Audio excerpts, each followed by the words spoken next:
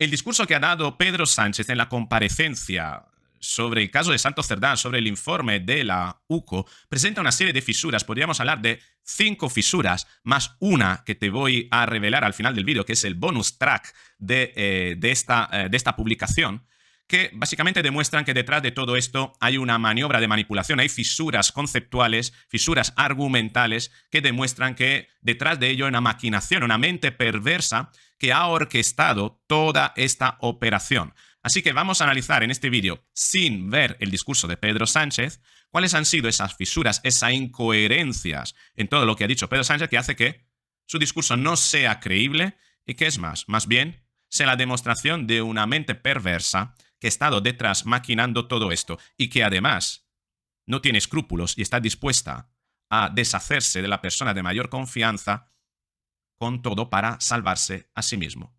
Engañar a los demás en esa operación. ¿Cómo? Con prestigio, ¿sí? Como si fuera un David Copperfield de la dialéctica. Acompáñame y lo vas a descubrir. Las 5 fisuras del discurso de Pedro Sánchez. Vamos allá.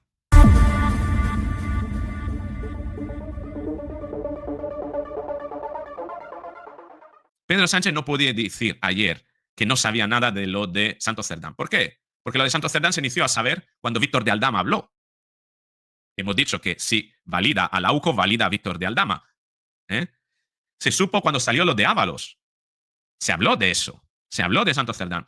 Y me está diciendo Pedro Sánchez que no fue a preguntarle a Santos Cerdán y que, aun preguntando a Santos Cerdán, le dijo, no hay nada, y él se lo creyó y no investigó más, considerando que hasta incluso tenía o había encargado sobre Ábalos un informe del CNI, del Centro de Inteligencia Nacional, Centro Nacional de Inteligencia, y sobre Santos Cerdán no había hecho ninguna inspección, un partido que tiene a fontaneros, no, y que se graban todos, imposible.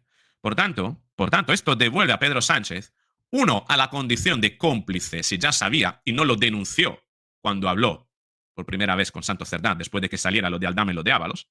Dos, por incompetente, por aún haber hablado, habérselo creído y no haber utilizado más niveles de comprobación. Bien. Por tanto, esto devuelve a Pedro Sánchez en cómplice, un incompetente. Y para una u otra cosa debería dimitir, por cómplice o por incompetente. Sigo un guión que tengo aquí. Y además hay otra cuestión de la mala fe de Pedro Sánchez, que se esperó a dar el discurso ayer, sabiendo que todo eso se sabía, muy probablemente, desde cuando salieron las declaraciones de Aldama. ¿Por qué Pedro Sánchez espera a que salga el informe de la UCO para dar ese discurso? Sabiendo todo el mundo que se iba a descubrir cosas realmente graves sobre Santos Cerdán. Sabiendo desde que cuando habló Aldama, hace tiempo, cuando pillaron lo de Ábalos, había salido ya el nombre de Santos Cerdán. Y él tuvo que hacer esas comprobaciones. Y aún así, en la eventualidad de no saberlo, de no enterarse, un incompetente, la eventualidad de enterarse jugó en mala fe. Porque espera a que salga el informe para cesar a Santos Cerdán en lugar de cesarlo cuando era el momento. Lo cual a mí me hace pensar de hasta qué punto ese informe fuese pactado que saliera para precisamente poner en marcha esa maniobra de propaganda de devolución de la confianza a la UCO. Pero ojo, cuidado porque hay otra cosa. Cesa a Santos Cerdán. Pero Santos Cerdán en la carta dice que se va. Entonces aquí hay una incongruencia. ¿Quién dice la verdad? Santos Cerdán, que decide marcharse para defenderse mejor y para defender al partido. O Pedro Sánchez, que lo dijo en el discurso, que pidió a Santos Cerdán dimitir. ¿Quién tiene la razón ahí? Otra incongruencia que señala una mentira, que señala que todo esto viene de una maniobra muy sucia, que hay malicia detrás. Y te voy a dar otro punto, lo de los votos. Le preguntaron a Pedro Sánchez, ¿pero se ha mañado la primaria? Se ha mañado. Son solo 2 votos. Y gané con una diferencia, creo que ganó con una diferencia de 17.000. Ya, vale. Tú imagina que hace la declaración de la renta, ¿no? Y te olvidas 200 euros. A lo mejor pagas a Hacienda 2.000 de impuestos, o 3.000 o más en la declaración. Con todo lo que has pagado durante el año, a lo mejor tú, por tu renta o lo que sea, a lo mejor estás pagando unos 8 o 10.000 euros de impuestos a Hacienda al año. Pero se te olvidan 200 euros. ¿Qué quieren que sea 200 euros? A que Hacienda te lo reclama, ¿verdad? A que puede abrir un requerimiento.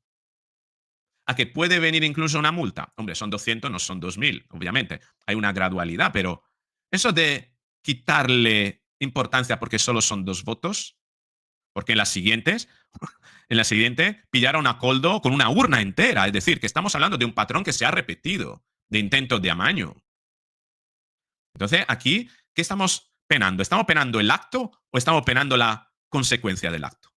No, es que no se ha enriquecido ya, pero ha actuado maliciosamente, ha actuado en contra de la ley, ha actuado con falta ética y moral.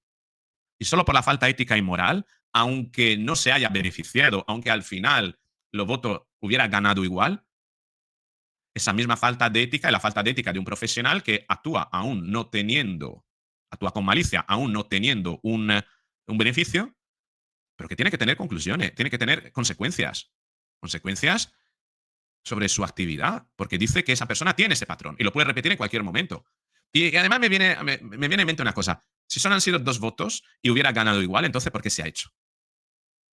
Eso es como cuando Ábalos dijo, hombre, uno no se va a corromper por 70.000 euros, desde luego. Se va a corromper para mucho más. Entonces, ¿no estaremos quitando la importancia a algo que es la puntita del iceberg? Del iceberg.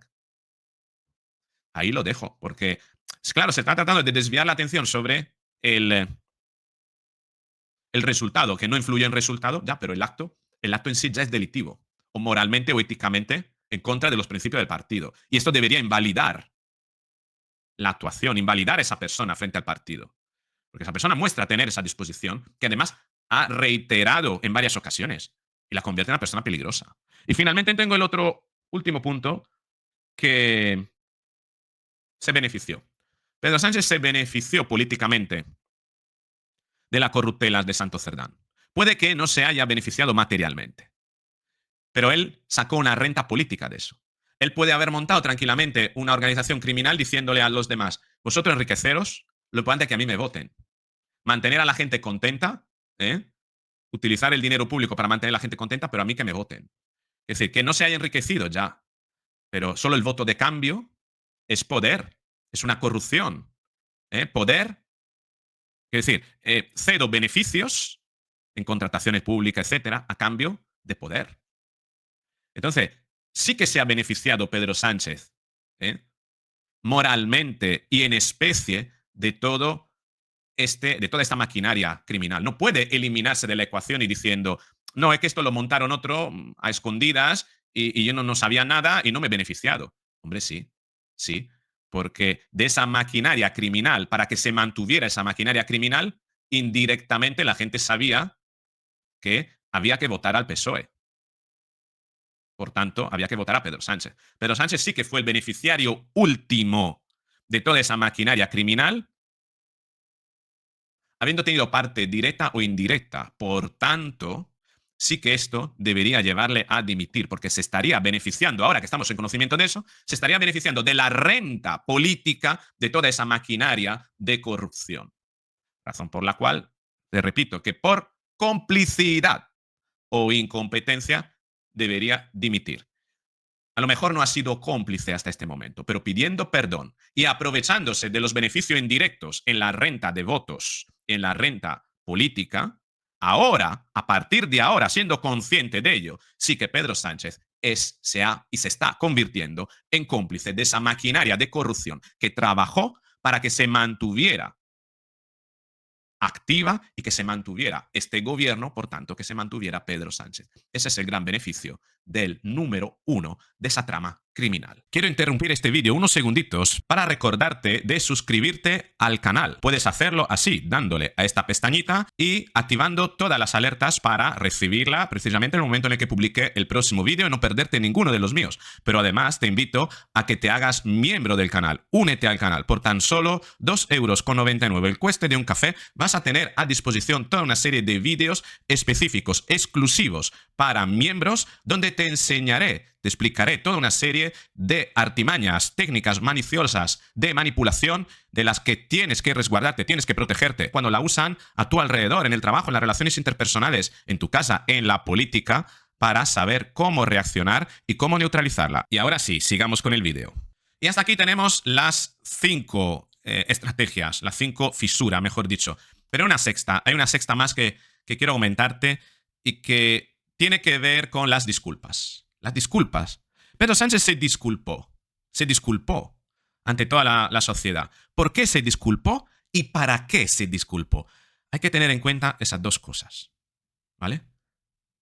Incluso una tercera, ¿de qué se disculpó?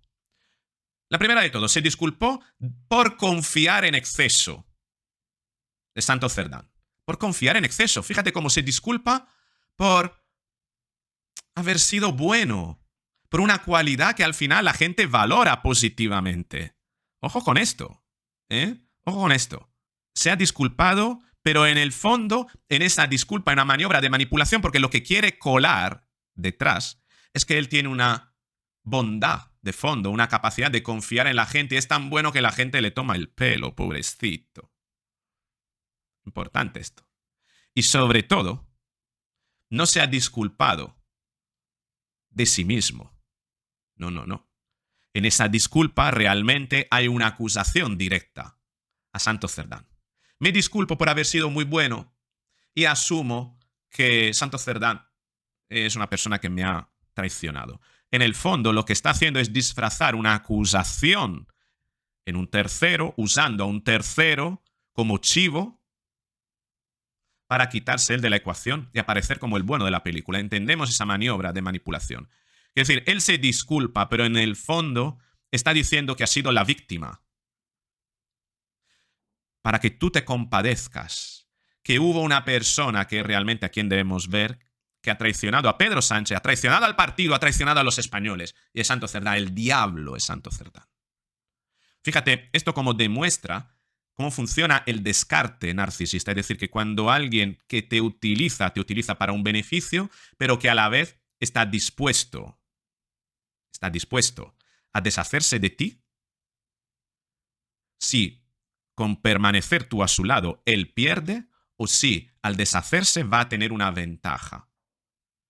Aquí la ventaja es precisamente liberarse de todo. Liberarse de todas las cargas, porque las cargas van todas hacia Santos Cerdán. Entendemos la perversión de ese maquiavelismo, de ese narcisismo psicopático, perverso, de te utilizo y cuando no me sirves, eres un desecho. Te tiro a la basura. Y además, no solo te tiro a la basura, sino te denigro, te desprecio y hago que todo el mundo se vuelque en contra tuya. Te utilizo como paria. Santos Cerdán es el paria para yo quitarme de la ecuación. Y luego otra cuestión. ¿Para qué?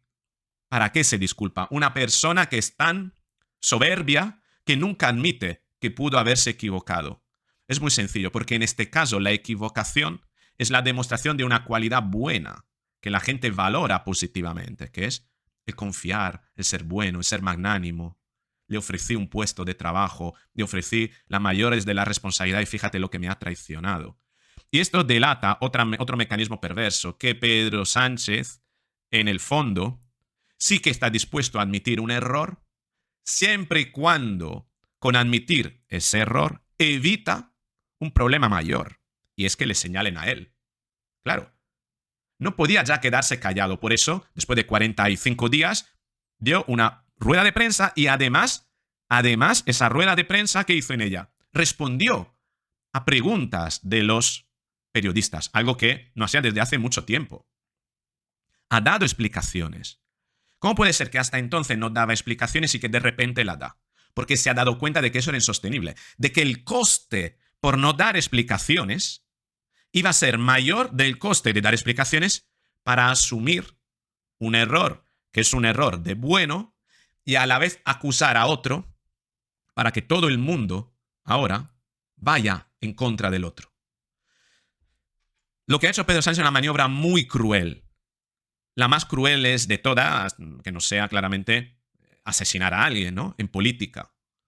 Y es utilizar a un colaborador para que se convierta en el centro de todas las críticas y de todo el rencor de la sociedad. ¿Lo habrá conseguido a lo mejor dentro del PSOE? Sí, porque todo el mundo ahora acusará y la terminal y las furcias mediáticas acusarán a Santos Cerdán. Pero, ojo, cuidado. Los que no son del PSOE no van a caer en ese mecanismo perverso no es más que un bullying. No es más que repetir el mismo patrón que aplicó con Maxim Huerta. Cuando echó a Maxim Huerta porque tenía que dar la demostración de que él es una persona limpia. Maxim Huerta, que había defraudado a Hacienda, había pagado una multa y se acabó ahí. Y todo estaba ya saneado. Pero si esto Pedro Sánchez lo admite, es porque admitiéndolo gana más que no admitiéndolo o pierde menos que no admitiéndolo. Lo hizo con Maxim Huerta. Dijo, me he equivocado en nombrarle como ministro, pero de repente lo voy a cesar y voy a dar una muestra ejemplar, que soy además ejemplar en contra de la corrupción. Y ahora ha replicado el mismo patrón. Centralizar toda la responsabilidad en uno para mostrar que abusó de su confianza, de que él es bueno, y pedir disculpa, que son unas falsas disculpas, para, en el fondo, lanzar la semilla a la sociedad de que él es una persona buena y la gente se aprovecha de él. Por tanto, que él es la víctima. Una manipulación perversa. ¿Habías visto todas esas fisuras del discurso de la manipulación de Pedro Sánchez? ¿Sí o no? Te espero en los comentarios. Si te ha gustado, dale al me gusta a este vídeo, compártelo, suscríbete, activa la campanita, hazte miembro del canal, cuesta muy poco y vas a tener acceso a vídeos, un montón de vídeos, al menos uno al mes nuevo que sale, sobre técnicas de manipulación para protegerte, descubrirla y protegerte de ella, como hemos hecho en este vídeo. Con esto es todo, un abrazo y un beso. Chao.